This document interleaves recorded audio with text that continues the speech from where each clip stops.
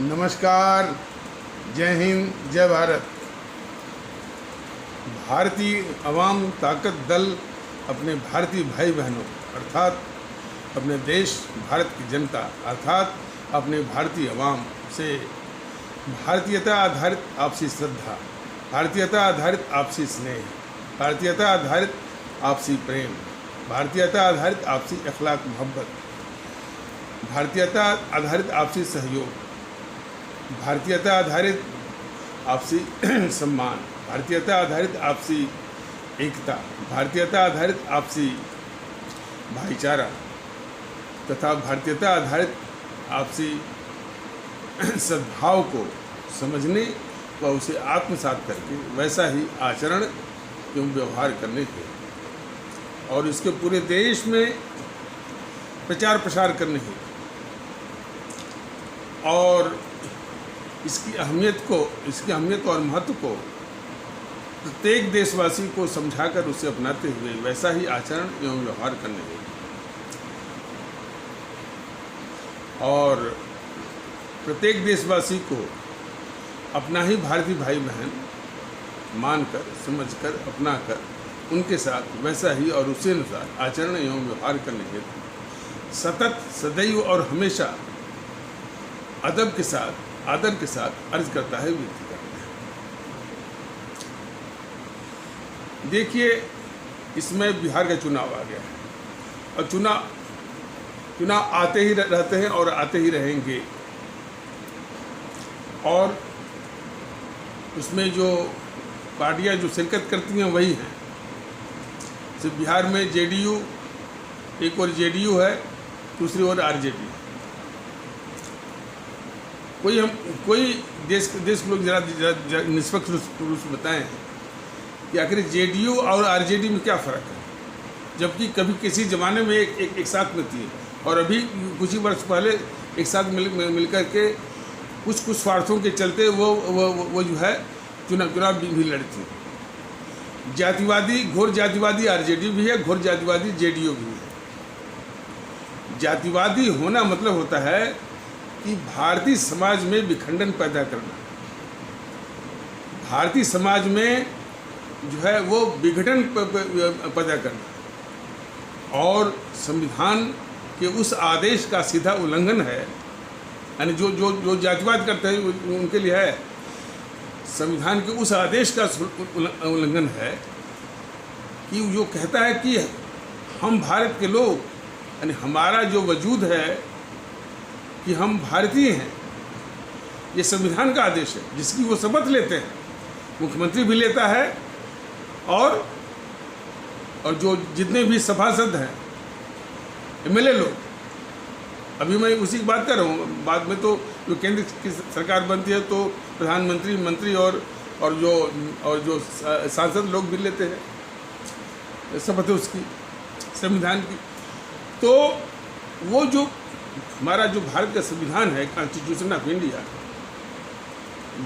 वो आदेश देता है, वो निर्देश देता है कि हम भारत के लोग हैं, हमारा वास्तविक और संवैधानिक वजूद है कि हम भारतीय हैं।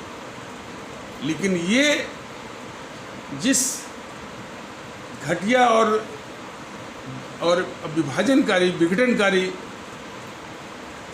स्वार्थ नीति, जिसको कि इन्होंने राजनीति का नाम दिया हुआ है, उसके जरिए जब सत्ता हथियाते हैं,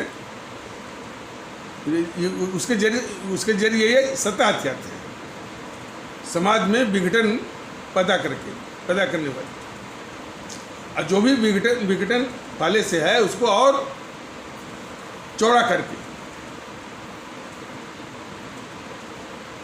और शपथ लेते हैं उस संविधान की, जो संविधान कहता है कि हम भारत हैं। तो ये बहुत बड़ा एक छल है जो कि जातिवादी, मैंने ये जो इस तरह की घटिया किस्म की स्वार्थ नीति चलाते हैं, तो उस पैमाने पर देखा जाए, उस नज़रिए से इनको परखा जाए, तो जेडीयू में आरजेडी में कोई फ़र्क नहीं है, इस जीएनपीसी में बीजेपी में कोई फ़र्क नहीं है। जातिवादी वो भी जातिवादी, सांप्रदायिकता आरजेडी भी फैलाती है जब वो यमवाई कहती है, और इधर भी जिसके साथ खड़े हैं जेडीयू महोदय, उसके साथ जो बीजेपी है, उसके लोग भले राष्ट्रवाद का, भारतीयता का मुखौटा जरूर वो रहे हों, लेकिन अंदर अंदर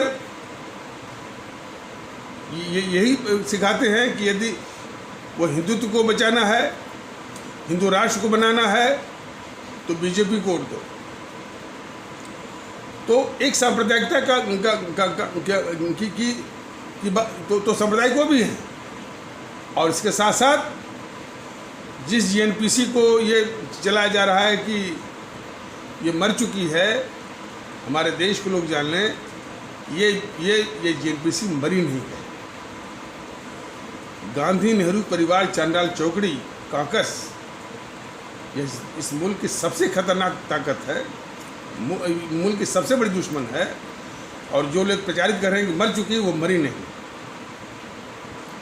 जब तक टीएमसी जिंदा है समझ जाइए जीएनपीसी है, जब तक ये आरजेडी जिंदा है, आरजेडी हुआ, टीएमसी हुआ, और फिर इसके बाद जो है एनसीपी हुआ, ये जो केजरीवाल हुए, इस टाइप से जब तक ये लोग जिंदा हैं, और फिर उसकी जो उसको एजेंट है, जो उसकी एजेंसी है दूसरे रूप में, पीएफआई है, सिमी है, एसडीपीआई है, ये जो है जीएनपीसी मरी है। जो इस जीएनपीसी को बचाना चाहते हैं, उनकी ये मुहिम, उनकी साजिश है कि वो प्रचार कर रहे हैं कि भाई कि अब इसकी ओर से ध्यान हटा दो, अब तो ये ख़त्म हो चुकी। ऐसी बात नहीं है, जबकि वो सत्ता वापसी का तमाम तरह के ताने बाने बुन रही है, और सबसे बड़ा है कि देश में बवाल करा दो। जीएनपीसी जो है गांधी नेहरू परिवार चांडाल चौकड़ी, इसीलिए तो कहा जाता है कि इस जीएनपीसी ये किसानों की हितैषी है, किसानों की भी दुश्मन है। जीएनपीसी के ज़माने में हमारे किसान भारतीय भाई बहनों की इतनी हत्याएं हुई, इतनी आत्महत्याएं हुई हैं, देश जानता है। लेकिन ये जो चैनल वाले हैं, चैनल पर जो पैनलिस्ट बैठते हैं, जो परिचर्चा करते हैं, एक सवाल नहीं इससे पूछते हैं। बीजेपी भी एक सवाल नहीं पूछती है। तो ये न तो ये किसानों के हाँ, ट्रैक्टर जरूर वो ट्रैक्टर जलाने का नाटक जरूर कर सकते हैं। नाटक में झूठ बोलने में ये सबसे आगे है। लेकिन सवाल बस यही है कि ये जो जीएनपीसी का झूठ बोलने का, नाटक करने का ताकत तब तक मिलती रहेगी जब तक उसको हम भारतीय भाई बहन इस वोट के जरिए, मत के जरिए उसको ज़मीन पर नहीं लाएंगे। तब न कोई ट्रैक्टर चलेगा न कुछ होगा।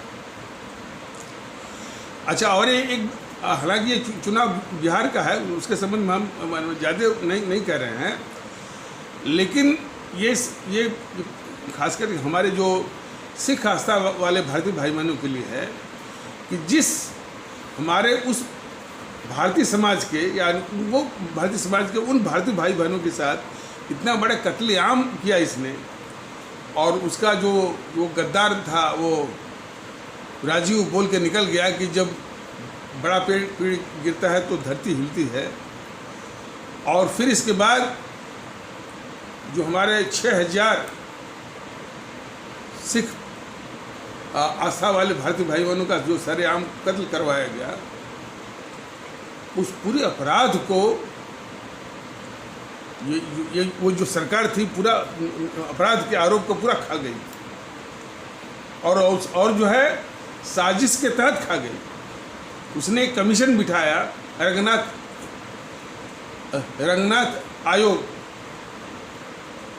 मिश्रा आयोग। और रंगनाथ मिश्रा कौन थे? सेवानिवृत्त भारत के मुख्य न्यायाधीश थे। और उन्होंने इस तरह से रिपोर्ट बनाई कि इसमें किसी की गलती है नहीं, गलती जो है वो दिल्ली पुलिस की है। और जीएनपीसी के इस नरसंहार के पाप को ढकने का जो उनको इनाम मिला कि उनको जेएनपीसी वालों ने राज्यसभा का सदस्य बना दिया। कौन?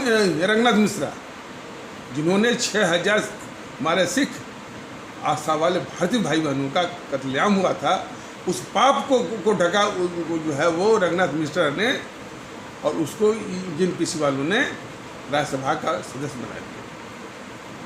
तब ये कहाँ थे जब वो रंजन गोगोई के खिलाफ बोलने वाले जो है जरा ये भी वो आईने में देखें और देश उनको वो आने दिखाए कि रंगनाथ मिश्रा ने कितना बड़ा अपराध किया था। और थोड़ा विषय ये भटक जाएगा, कोई वो शायर हैं, राणा अयूब है, पता नहीं कौन है, वो रंजन जो मुख्य न्यायाधीश उनके खिलाफ बोले थे कि बड़े सस्ते में बिक गए। अरे अयूब महोदय, शायर आप हैं, आपका दिमाग सड़ा हुआ है। जब वो रंगनाथ मिश्रा बिक गया था, इतना बड़ा नरसंहार हुआ, तब आपकी शायरी और जो है वो कहाँ गई थी? ये सब जो है, अब उस शायर का नाम कोई है, राणा करके है, कोई शायर करके लखनऊ गुनों का, वो कह रहा है कि बड़े सस्ते में बिक गए वो रंजन गोगोई, और वो नहीं बिके थे रंगनाथ मिश्रा। और तब आप नहीं थे, तो आप थे कहाँ जब 6000 हमारे सिख आस्था वाले भारतीय भाई बहनों का सरेआम कत्ल को उस रंगनाथ मिश्रा ने वो पूरा केस ही खा गया। और झूठा मूठा जो है वो अपने इंक्वायरी कमीशन में ये बता दिया कि ये दिल्ली पुलिस की करती है। तब आप कहाँ थे? जो वो शायर राणा, नाम वो याद नहीं पड़ा। और कितने ऐसे हैं। तो आश्चर्य होता है कि हमारे वो सिख आस्था वाले कांग्रेस के समर्थन में कैसे हैं। भारतीय जनता दल कितनी ऐसी विडंबनाएं हैं, उससे बहुत आहत है और उन भारतीय भाई बहनों के बीच में जाएगा। 2 जगह तो बिल्कुल चिन्हित किया हुआ है, 3 जगह। एक जगह जो है, हालांकि ये थोड़ा सा विषय भटक रहा है, लेकिन फिर भी समझना बहुत जरूरी है। हमारे सिख आस्था वाले भारतीय भाई बहनों का सरेआम कत्ल करवाया इस जेएनपीसी ने। उसके समर्थन में कैसे सरकार चल रही है। ये अमरिंदर भी गद्दार है इस देश का, और जितने भी समर्थन कर रहे हैं जेएनपीसी का वो लोग, और वो नाम लेते हैं ये भगत सिंह का। भगत सिंह को 12 घंटे फांसी लगवाने के लिए सलाह देने वाले यही गद्दार थे, मोहनदास करमचंद गांधी और नेहरू, जाके बताया था लॉर्ड इरविन को। यह भी हमारे पूरे देश को जानना चाहिए, हमारे उस सिख आस्था वाले भारतीय भाई बहनों को जानना चाहिए। और जो कांग्रेस का समर्थन कर रहे हैं सिख आस्था वाले भारतीय भाई बहनों के समाज से, उनसे भी सवाल करने चाहिए।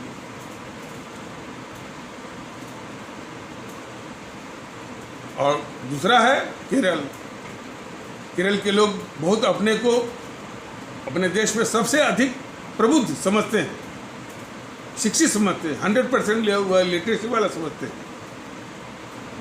लेकिन भेजते किसको है?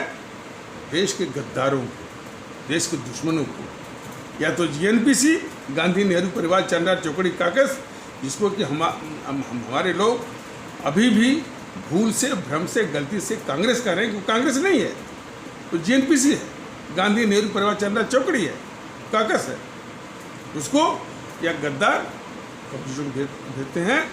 केरल के हमारे भारतीय भाई, कितनी बड़ी गलती हो रही है। तो भारतीय जनता दल उनके बीच में जाकर वही निवेदन करेगा कि कम से कम आप अपनी शिक्षा का ऐसा परिचय न दें। और पश्चिम बंगाल में ये देखकर बहुत आश्चर्य होता है कि उस पार्टी ने 38 साल तक शासन किया, जिसने हमारे राष्ट्रभक्त शिरोमणि नेताजी सुभाष चंद्र बोस, जो कि पूरे देश में, देश के बाहर भी जो भारतीय लोग हैं उनके दिलों में राष्ट्रभक्ति के रूप में सबसे बड़े आदर्श, सबसे बड़े प्रतिमान, सबसे बड़ी जो है प्रतिमूर्ति के रूप में माने जाते हैं।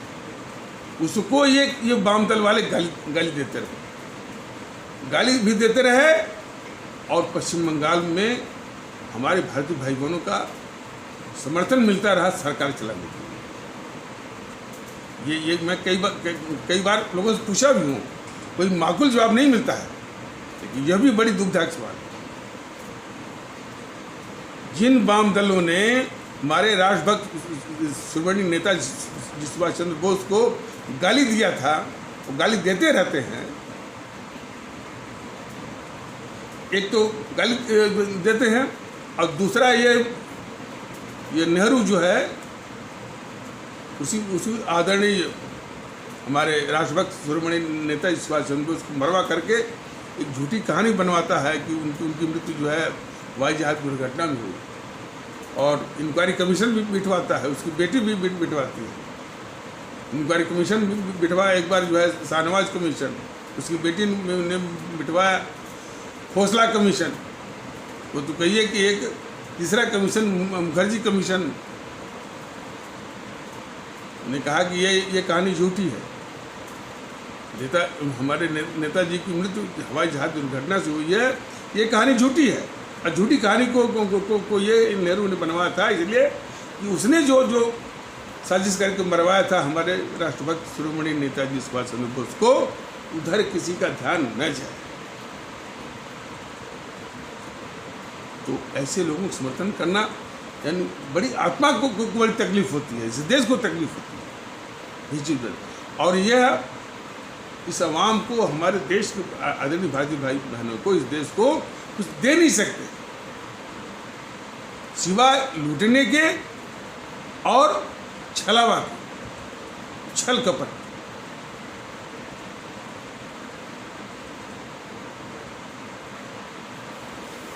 तो ये समझने की बहुत ज़रूरत है, और उस दृष्टिकोण से देखने की ज़रूरत है कि जितनी भी ये पार्टियां हैं, हमारे समाज, भारतीय समाज के ताने बाने को तोड़ने पर आमादा है। जातिवाद, नीतीश कुमार ये बोला था ना चुनाव में कि जातिवाद एक हकीकत है। नीतीश कुमार महोदय, जातिवाद हकीकत नहीं, जातिवाद इस देश का सबसे बड़ा जहर अभिशाप है।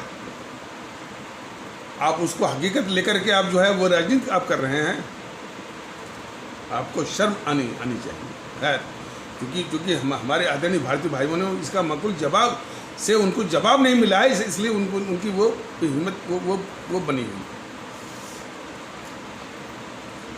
तो अब सबको जवाब देने का, सबको ठिकाने लगाने का, सबको उनकी औकात दिखाने का और उनको उनकी जगह पर पहुंचाने का वक्त यही चुनाव होता है। तो ये जो ताकतें हैं, इनको वोट देना तो दूर, यदि जागरूकता बिल्कुल भारतीयता की हो तो इनको देश के बाहर कर देना चाहिए। अब चुनाव आयोग ने कैसे इनको मान्यता दे रखी है, यह तो चुनाव आयोग ही जाने। वो सरेआम देख रहा है कि ये जातिवादी पार्टियां हैं, तभी उनकी मान्यता पड़ी हुई है। खैर, इतनी ताकत भी नहीं है, चुनाव आयोग की इतनी ताकत नहीं है कि इनकी मैंने कि जो जातिवादी किस्म की पार्टियां हैं, ऊपर से भले कह देते कि भाई कोई जातिवाद का इस तरह से मना करे, लेकिन बिल्कुल सब वो करती रहती हैं। उसी के आधार पर ही इनकी पूरी साजिश चलती है, नीति चलती है, और जाति समीकरण के आधार पर जो है वो जो उम्मीदवार होते हैं, कैंडिडेट होते हैं, उनका चयन करते हैं कि इस क्षेत्र में इस जात के इतने लोग, इस जात के इतने लोग, तो वो जीत जाएगा। ये सब क्या है? इसलिए कि उनके दिमाग में वो इस चीज़ को बिल्कुल निकालते हैं कि संविधान ने उनके अनुसार कि वो इस चीज़ को बिल्कुल नकारते हैं कि संविधान ने हमारा वजूद कि हम भारतीय हैं, इस चीज़ को बिल्कुल नकारते हैं। ऐसे लोगों को देश के बाहर कर देना चाहिए। वोट देना तो बहुत दूर की चीज़। बाबा साहब ने बोला था ना कि भाई इस देश में जातिहीन समाज होना चाहिए। संविधान उसका आदेश दे दिया कि हमारी एक ही जाति है, कि हम भारतीय हैं। लेकिन ये जो पार्टियां हैं, हम भारतीय हैं उसको नकारते हुए, संविधान के आदेश को नकारते हुए, संविधान विरुद्ध जो है वो यानी इस तरह की करतूत करते हुए जातियों के आधार पर माने साजिश करते हैं, चुनाव लड़ते हैं, चुनावी जो है वो गणित लगाते हैं, सब कुछ। तो ये हमारे आवाम को, हमारे देश को क्या दे सकते हैं। और उसके नमूने भी सामने आते हैं, ऐसी बात नहीं है, इसके परिणाम भी आते हैं। कि भले एक तो है ना वो मोदी महोदय, सबका साथ, सबका विश्वास, सबका पता नहीं वो विकास की बात करते रहते हैं। लेकिन जब भी कोई संकट आता है, कोरोना आया तो क्या हुआ, हमारे गरीब जो है मजदूर भाई सड़कों पर जो है, लगता ही नहीं था कि कोई सरकार नाम की कोई चीज़ है। एक जो है ये गद्दार किस्म का जो है केजरीवाल, उसका कोई चड्ढा करके है एमएलए वाले, उसने झूठी खबर, हालांकि वो केजरीवाल नहीं, वो के जरिए ही हुआ होगा। हमारे जितने भी मजदूर किस्म के हमारे भारतीय भाई बहन थे विभिन्न प्रांतों से, मजदूरी करते थे यहाँ पर दिल्ली में, उनमें झूठी खबर ये फैलवाया ये गद्दार जो है केजरीवाल, और लाखों की संख्या में दिल्ली और यूपी के बॉर्डर पर, सीमा पर आकर इकट्ठा हो गए, आनंद विहार में इकट्ठा हो गए। झूठी खबर ये गद्दार केजरीवाल फैलवाया कि वहाँ पर यूपी बिहार की बसें लगी। अब कोरोना का संकट भी चल रहा था, ये कोरोना फैल जाता तो उनके साथ क्या होता। तो ये कितना बड़ा गद्दार है। लेकिन समझ जाइए केजरीवाल जो है उसी जीएनपीसी का अवतार है। भारतीय आवाम ताकत दल तभी कह रहा था कि भाई कि शून्य वोट दे करके इसको सबक सिखाइए। इसके पहले भी इसकी गद्दारी कर चुका था। भारत तेरे टुकड़े होंगे, इंशाअल्लाह भारत की बर्बादी तक जंग जारी रहेगी। कन्हैया कुमार का समर्थन किया हुआ है, समर्थन करता है ये केजरीवाल, और उसकी चार्जशीट की फाइल को लेकर 8-9 महीने ये बैठ गया था। ये सारी जो विडंबनाएं हैं इस देश को बहुत तकलीफ दे रही हैं। और वो केजरीवाल जो इस तरह से चुना गया, मोदी जी की छत्र छाया में पल रहा है। कोई भी देशभक्त किस्म का प्रधानमंत्री होता तो 1 मिनट में इसको बर्खास्त कर देता। इसी ने दिल्ली में हिंसा फैलवाई, इसी केजरीवाल ने, लेकिन मोदी जी उसको पाल रहे हैं। सवाल इस बात का है कि ये जो ताकतें हैं हमारे देश को कुछ दे नहीं सकती। तो मुद्दा ये बताया जा रहा था कि जब भी कोरोना का पीरियड आया तो हमारे मजदूर भारतीय भाई बहनों के साथ सबसे बड़ा छल किया केजरीवाल ने। फिर इसके बाद वो हमारे मजदूर भाई पैदल, जैसे सोचिए दिल्ली से वो उत्तर प्रदेश के सुदूर जिला बनारस है, आजमगढ़ है, वो बिहार के वो मधुबनी है, सहरसा है, दरभंगा है, पैदल ही जा रहे हैं।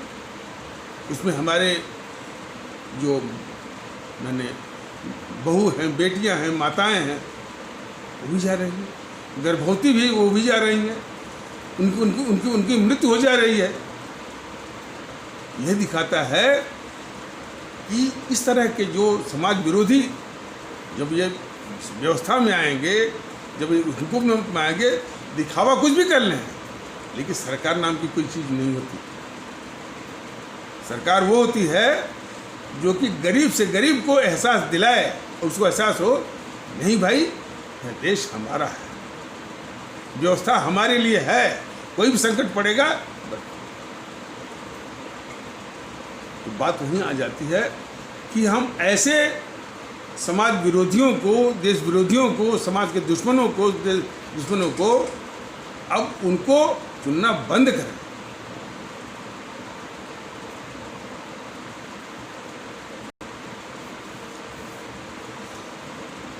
चुनाव बिहार का जरूर है, लेकिन देखिए बिहार हो, मध्य प्रदेश हो, उत्तर प्रदेश हो, तमिलनाडु हो, उड़ीसा हो, केरल हो, भारतीय जनता पार्टी दल ये बताता है कि इनकी अपने आप में कोई अहमियत नहीं है। ये हमारे भारत के, जो हमारे भारत की पावन धरती है, उसी के अलग अलग भूखंड है। बिहार की अलग से कोई अहमियत नहीं है। ये हमारे जो भारत माता है कह लीजिए, या हमारे भारत की जो धरती है उसी का एक भूखंड है। इसलिए महत्व किसका है? भारत और भारतीयता का। और हमारे, चाहे वो हमारे भारतीय भाई बहन इस भूखंड में रहते हो, चाहे केरल के भूखंड में रहते हो।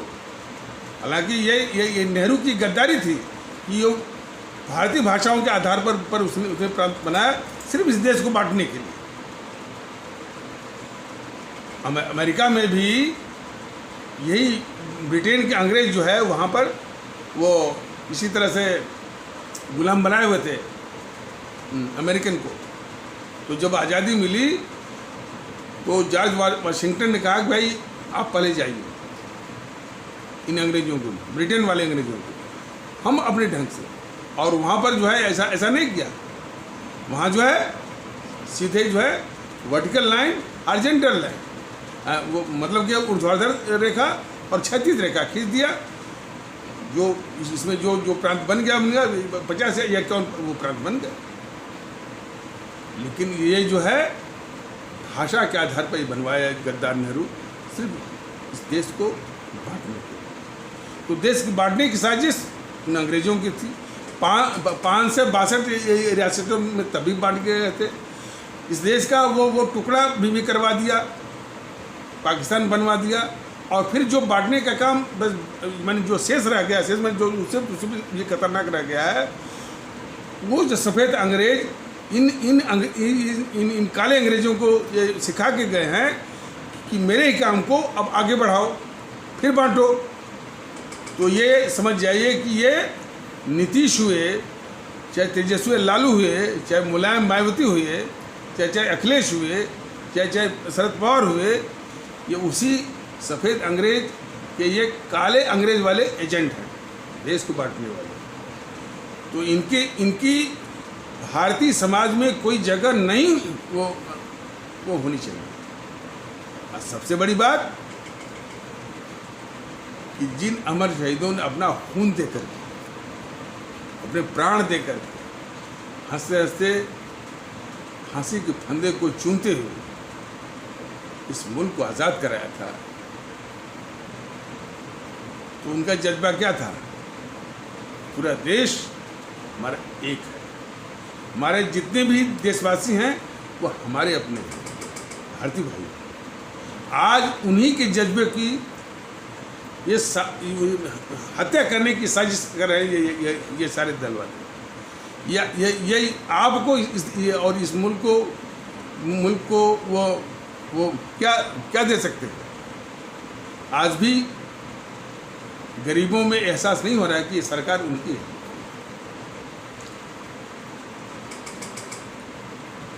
ये इनके थोड़ा उज्ज्वला जनधन फंधन से कुछ नहीं होता। व्यवस्था ऐसी नहीं है कि उनको ये लगे कि भाई ये व्यवस्था, ये सरकार उनकी है। अब ये तो मोदी जी क्या कर रहे हैं? देखिए, मोदी जी जो इस देश के आर्थिक विकास के लिए कर रहे हैं उसका विरोध बिल्कुल नहीं है। आर्थिक ताकत इसको बनना चाहिए, बिल्कुल बनना चाहिए। और कनेक्टिविटी हुआ, रोड हुआ, एक्सप्रेस वे हुआ, हाईवे हुआ, और रोड का जो है माने वो आधुनिकीकरण कर लीजिए, चाहे उसका चौड़ीकरण या वाइडनिंग, रेलवे स्टेशन का, एयरपोर्ट का, क्योंकि इसी के आधार पर जो निवेशक आता है और पूंजी लगाता है। और जो फ्रेट कॉरिडोर हुआ, जो कि इसमें eastern freight corridor, western freight corridor, 7-8 मैंने 8 नंबर जो है फ्रेट कॉरिडोर रेलवे के, वो मैंने वो इसको योजना बनाई गई है। ये ठीक है, कनेक्टिविटी और इसका और आधारभूत जो सुविधाएं हैं, जो इंफ्रास्ट्रक्चर है, वो ज़रूरी है। इसमें वो देश के आर्थिक मजबूती के लिए, विकास के लिए, और बाहरी जो है मैंने जो है जो वो यानी निवेशकों को आकर्षित करने के लिए आकर के यहाँ अपना पूंजी लगाएंगे, देश में आर्थिक प्रगति आएगी, लोगों को रोजगार मिलेगा, ये सब सही है। लेकिन उससे भी बड़ा सवाल ये है कि हमारे देश में एक ऐसा भी तबका है जिसको कि हम इग्नोर नहीं कर सकते, और ना इग्नोर करना भी नहीं चाहिए, जो ये कह रहा है कि भाई हमको तेजस वंदे भारत वो ट्रेन नहीं चाहिए, हमको सुकून चाहिए। हमको भी जैसे कि रेणी पटरी वाले हैं और भी हैं, इस्लाम आस्था वाले भारतीय भाई बहनों को ले लीजिए, कितने ऐसे हैं कि ये जाकर तंग करते हैं, इनके यूट्यूबर तमाम गंदी गंदी बातें लिखते हैं, उनकी बस्तियों में जाकर के वो तमाम जाकर के इस तरह से वो घोषणाएं करते हैं। तो वो और जो है वो पुलिस वाला भी आकर के दो डंडे वो मार के चला जाता है। कहते हैं भाई हम जाएं तो जाएं, क्या हमको पाकिस्तानी कहते हैं, तो हम करें तो करें क्या, कहाँ जाएं? और हमको सुकून नहीं मिल रहा। और उसके साथ ही जैसे इस्लाम आस्था वाले भारतीय भाई बहनों की बात लीजिए, उसके कुछ मूल्य हैं, कठमूल्य हैं, जो कि जेएनपीसी के एजेंट है, वो अलग से जो है वो अपना तांडव किए हुए हैं। तो बड़ी दुर्दशा। तो ऐसा एक तबका, बहुत बड़ा तबका है, कह रहे भाई हमको तो सुकून चाहिए, हमको ये एहसास है कि भाई व्यवस्था मेरे लिए है। वो चीज़ ये लोग दे नहीं सकते, क्योंकि इनकी जो रणनीति है देश में विघटन की है, विघटन करके समाज को में भेद विभेद पैदा करके इसी तरह की राजनीति। तो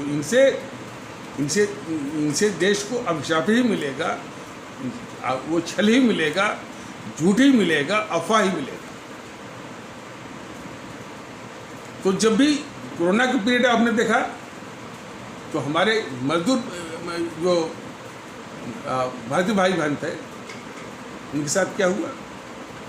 जब भी बाढ़ आती है देखिए क्या होता है, जब भी सूखा पड़ता है तो क्या होती है, व्यवस्था न कोई, इसलिए कि इनके दिमाग में कोई है ही नहीं कि भाई कि इनको कैसे वो राहत पहुँचाए। एक अवसर और भी है कि जनसंख्या का विस्फोट भी वहीं से होता है, लेकिन आपकी नीयत साफ हो तब ना, और नीयत तो साफ है ही नहीं। नीयत तो है वो जातिवाद का, संप्रदायवाद का, हिंदू राष्ट्र का। आप हिंदू राष्ट्र कहते हैं तो वो उधर बगल में बैठा हो कि भैया वो हम जो है वो गजवाए हिंदू वो मना रहे हैं, वो कर रहे हैं। तो हमारे इस देश में मैंने एक और हिंदू राष्ट्र की बात, दूसरे वो जो है वो गजवा हिंद और दारुल इस्लाम की बात नहीं चलेगी। और ये इतना जरूर है कि जब तक इनको परास्त नहीं किया जाएगा, जब तक इनको धूल दूषित नहीं किया जाएगा और इनको नष्ट में नाबूद नहीं किया जाएगा, मिट्टी में नहीं इनको जो है इनको जड़ से उखाड़ा नहीं जाएगा, तब तक हाँ इसकी बात जरूर करते रहेंगे, हिंदू राष्ट्र फलाने राष्ट्र, और दूसरी वो जो है गजवा हिंद और वो दारुल इस्लाम। इन दोनों ताकतों को, यही ताकतें तो हैं, यही ताकतें विभिन्न रूपों में, जेएनपीसी के एजेंट और ये बीजेपी के एजेंट, फिर बीजेपी किसके साथ है, जेडीयू के साथ है, जेएनपीसी जो है आरजेडी, मिला के सब ताना बाना वही है। तो इनको परास्त करने की जरूरत है। ये इनके छलावे में इनकी किसी भी बात को नहीं सुनना। जैसे राहुल है, ये झूठ ही बोलता है, और जेएनपीसी का हर एक नेता, चाहे राहुल हो, सोनिया हो, प्रियंका हो, सब झूठे ही बोलते हैं, अफवाह ही फैलाते हैं। ये देश का सबसे बड़ा अभिशाप है, और वो भी देश के खिलाफ। मतलब कि देश के साथ वो गद्दारी भी कर रहा है, और चैनल वाले वो उसको मानना है कि ये विपक्ष का नेता है। ये देखिए इन सबों की मानसिकता। देश का वो सबसे बड़ा गद्दार भी है वो राहुल, और चैनल वाले उसको कह रहे हैं कि वो विपक्ष का नेता है, तो वो मोदी पर हमला बोला, मोदी पर हमला बोला करके दिखाते रहते हैं। तो अब हमारे आदरणीय भाई बहनों की जिम्मेदारी बनती है कि वो उन मानसिकता को तोड़ना है। और कब टूटेगा? जब वो जमीन पर लाया जाएगा। जब जमीन पर ला दिया जाएगा तब शायद इन चैनल वालों की उस बौद्धिक वर्ग की, जो कि उसको विपक्ष का गद्दार के स्थान पर, वो देश का सबसे बड़ा गद्दार दुश्मन के स्थान पर उसको नेता मानते हैं कि उसने हमला बोला, इसने ये कहा, उसने कहा, तब शायद इनकी भी अकल वो ठिकाने आ जाए। तो भारतीय जनता दल और उसके पहले हमारे आदरणीय भारतीय बहनों के कंधों पर बहुत बड़ी जिम्मेदारी है। उस मानसिकता को, जितनी भी गद्दारियाँ इसने की है जेएनपीसी ने इस देश के साथ, ये जेएनपीसी और बीजेपी मिल करके एक ऐसा माहौल बनाए हुए हैं, खास करके हिंदू सनातन आस्था वाले समाज में, कि उस गद्दारियों के लिए जेएनपीसी को गद्दार नहीं मानते हैं, कहते हैं कि ये सब मुसलमानों ने किया है। ये सारे नज़रिए को जो 60-70 सालों से इन सब ने एक प्रदूषित नज़रिया जो बनाया हुआ, उसको तोड़ने की जिम्मेदारी आज हमारे आदरणीय भारतीय भाई बहनों के कंधों पर, और भारतीय जनता दल तो खैर है ही आगे। इसलिए इलाज वही है, लाख दुखों की एक दवा, भारतीयता। और बिहार की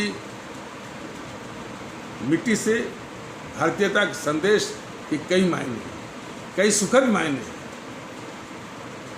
जिस बिहार को ये सब बदनाम करते हैं जातिवाद के नाम पर, वहीं से यदि भारतीयता का ये संदेश जाएगा, पैगाम जाएगा पूरे देश को, तो लोग समझें कि भाई जब बिहार जैसा, जो कि जातिवाद के रूप में इन सबों ने तबाह किया हुआ है, आरजेडी हुआ, जेडीयू हुआ, बीजेपी हुआ, जेएनपीसी हुआ, वहाँ से जब भारतीयता का संदेश आया, तो पूरे देश को भारतीयता अपनाने की सख्त आवश्यकता है। देश भी इसको इस रूप में समझेगा, जानेगा। और इस जो हमारे जो इस भारत का जो बिहार का जो भूखंड है, जो मिट्टी ने इसमें बहुत कुछ दिया। खुदीराम बोस, वो जो अमर शहीद थे, उनका विशेष महत्व है। वो इसी भारत के भूखंड की मिट्टी के वरदान हैं। पूरे देश के लिए बहुत बड़ा संदेश है। बहुत ही कम उम्र के, जरा उनके जज्बे को देखिए, 12 वर्ष के, और मुजफ्फरपुर बिहार के थे।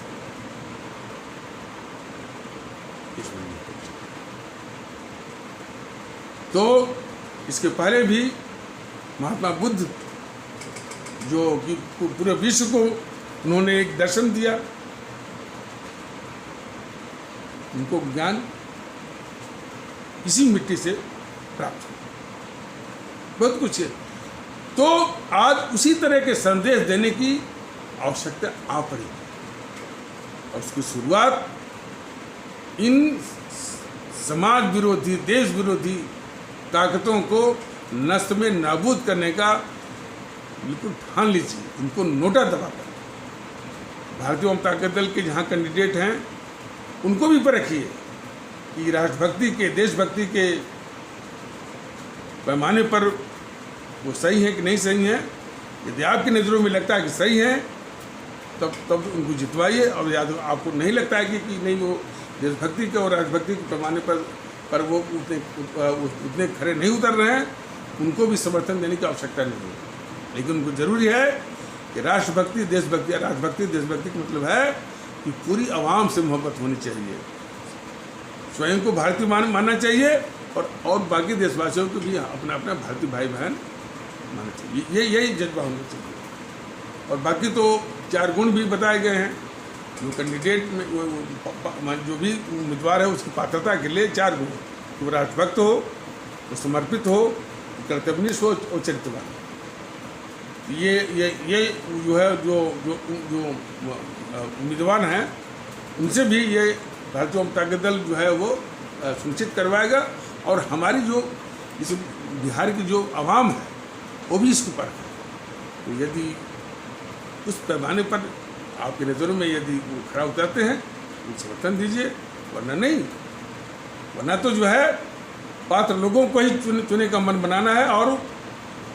और ये जो सब उससे भी जरूरी है कि इन ताकतों को मिट्टी में मिलाना है, इनको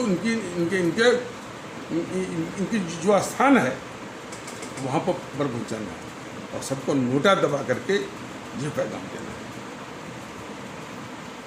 तो इन्हीं आवश्यक शब्दों के साथ इस आवश्यक परिचर्चा को इसी पर विराम दिया जाता है। तब तक के लिए नमस्कार, जय हिंद, जय भारत।